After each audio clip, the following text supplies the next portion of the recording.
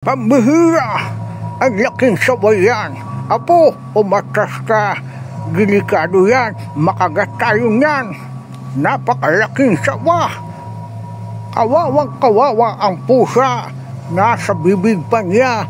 Tangan-tangan, kagat-kagat niya ang pusa! Maililigtas kaya ni Lolo Ingo at ni Sus ang pusang kagat-kagat ng malaking sawa? Mga giliw kong taga-subaybay, patuloy nating subaybayan at pakinggan ang aking mga kwento para malaman natin kung maililigtas ni Lolo Ingo at ni Sus ang pusa. Isang araw, hangos na dumating si Sus sa kanilang bahay at may mga maliliit na hayop siyang dinadala galing sa kagubatan. So, saan ka na naman nang galing? Ano yang inilagay mo sa iyong damit? Lolo, mga kuting. Pambihirang batang ito, saan ba galing yung kuting na yan? Sa gubat, Lolo. Nakita ko. Kawawa naman, kaya dinala ko. Ibalik mo yan, apo. Maawa ka sa kanila. Hinahanap na ng mga magulang yan. Hinahanap na ng ina yan. Huwag mong kunin ang hindi iyo, apo. Tiyak na tiyak, apo. Aligaga na ang ina niyan, maging ang ama ng mga kuting na yan. Pero Lolo, kawawa sila. Ngiyaw ng ngiyaw doon sa may maliit na butas. Tara na, apo. Ibalik natin ang mga maliliit na pusa na yan. May dahilan kung bakit nag-iingay ang mga kuting. Anong dahilan, Lolo? Malalaman natin yan, apo. Pagdating natin doon sa pinagkukunan mo, saan mo ba kinuha yan? Doon, Lolo, sa maliit na kuweba. May butas doon. Pumasok ako doon at nakita ko yan. Ngiyaw ng ngiyaw. Nagsilabasan sila sa maliit na kuweba. Umalis na nga ang maglolo. Pinuntahan nila ang maliit na kuweba. Pagdating nila sa maliit na kuweba, laking gulat ng maglolo sa kanilang nakita. Sus! Nakikita mo ba yung nakikita ko? Saan, Lolo? Doon sa ilalim ng butas. May nangingintab. Ano yan, Lolo? Isang malaking sawa, apo. Malaking sawa. Tiyak na tiyak ang ina ng mga kuting na yan ay nasa panganib. Lolo, anong gagawin natin kung malaking sawa yan? Baka naman tayo naman ang mapapaano. Tayo ang mapapahamak, Lolo. Huwag kang mag-alala, apo. Ako ang gagawa ng paraan. Bumalik ka, apo. Umuwi ka. Kumuha ka ng flashlight para makita natin kung ano ang nasa loob ng butas ng kuweba. Dali-dali na ngang umalis si Sus para kunin ang flashlight. Dumating na si Sus, dala-dala niya ang flashlight. Lolo, eto na po ang flashlight. Sige, apo. Diyan ka lang. Tumabi ka lang sa akin. Lolo, pasukin ko na kaya? Wag, apo. Wag matigas ang ulo. Nang tutukan ng flashlight ang loob ng butas ng maliit na kuweba, lalong tumambad sa kanilang mga paningin ang isang malaking sawa. At laking gulat pa ng maglolo. Kagat-kagat na ang ina ng maliliit na pusa. Lolo, kawawa naman ang ina ng pusa.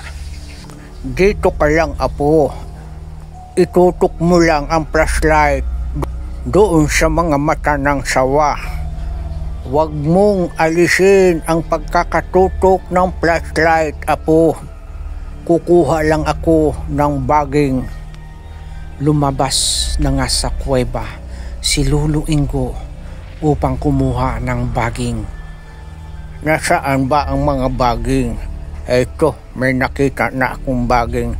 Tamang-tama lang itong baging na ito. Kasing laki ng aking kalingkingang daliri. Dalhin ko na ito sa loob. Kukuha na rin ako ng kahoy pat-pat para gamitin ko sa pagsilo ng malaking sawa. Dala-dala na ni Lolo Ingo ang isang mahabang kahoy at ang baging. Lolo, anong gagawin mo dyan? Ito apo ang gagamitin kong pangsilo diyan sa sawa.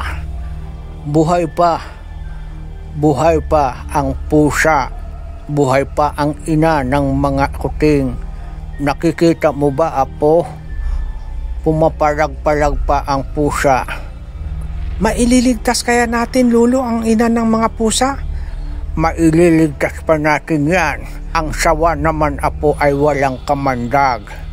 Maaaring ang ina ng pusa ay balian na ng mga buto dahil sa taglay na lakas ng sawa. Ginawa na nga ni Lolo Ingo ang baging.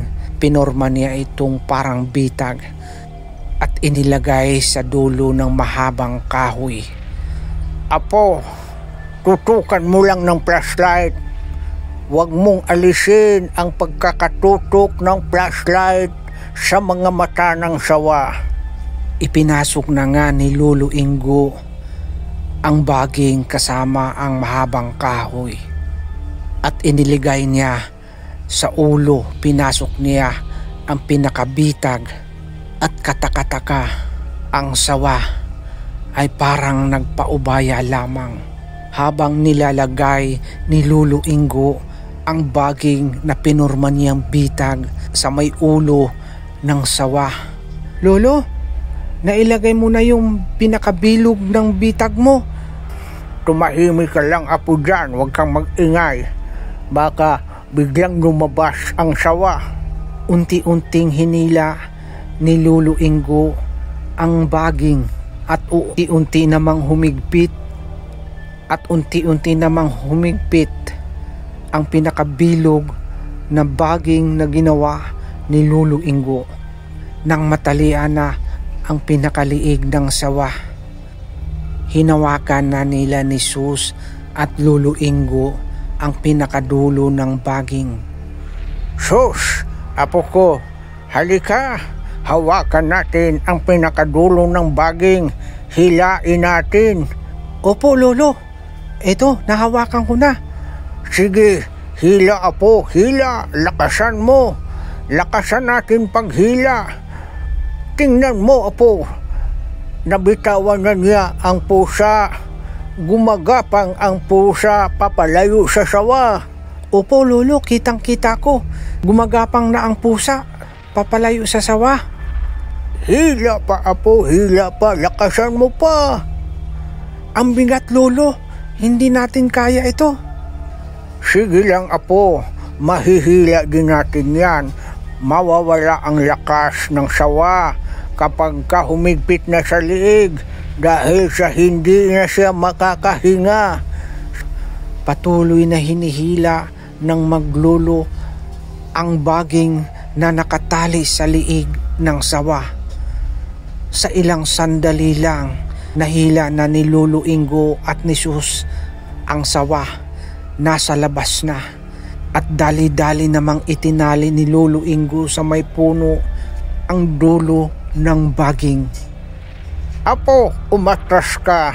Umatras ka. Lumayo ka sa sawa. Kung gustong makawala ng sawa, humuhulagpos. Pilit humuhulagpos sa baging na itinali natin sa may ulo. Lolo, baka makawala. Hindi na yan makakawala apo. Puntahan mo ang pusa. Sus, mag-ingat ka sa paghawak ng pusa. Hawakan mo sa may batok. Hawakan mo sa may baywang. Kailangan nakatalikod siya sa'yo. Baka ikay makalmot. Baka ikay makagat. Lolo, Hawak-hawak ko na po ang ina ng mga pusa. Sige apo, lumabas ka na riyan, lumabas ka na. Lumabas si Sus pagapang sapagkat hindi naman kayang tumayo sapagkat maliit lang ang butas ng kuweba. Nang mailigtas na ni Lolo Ingo at ni Sus ang pusa.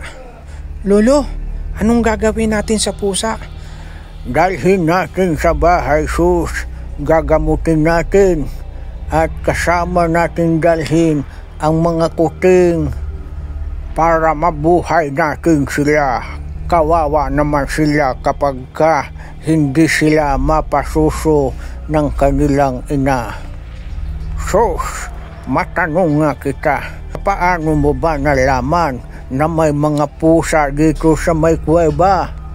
Lolo, may nakita kasi akong 2 kuting nasa labas na ng bungangan ng kuweba. Nung tingnan ko, nang pumasok ako sa loob ng kuweba, meron pang mga kuting. Iyak ng iyak. Bali 4 yan, Lolo. 4 na kuting. Lolo, anong gagawin natin dun sa sawa na nakatali? Apo, dahil sa nailigtas na natin ang mga pusa, pakakawalan ko ang sawa. Ang nararapat sa mga hayop na ganyan ay pakawalan muli natin sa gubat. Pinutol niya ang baging na nakatali sa sawa at malayang nakaalis ang sawa. Maraming salamat po sa patuloy niyong pagsubaybay at pakikinig ng aking mga kwento.